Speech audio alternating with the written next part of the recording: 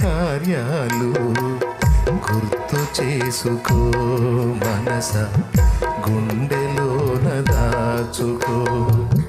గుర్తు చేసుకో, మనస గుండెలోన దాచుకో. గతకాలపు జీవితమున యేసయ్య కార్యాలు, గతకాలపు జీవితమున యేసయ్య కార్యాలు గుర్తు చేసుకో, మనస గుండెలోన దాచుకో.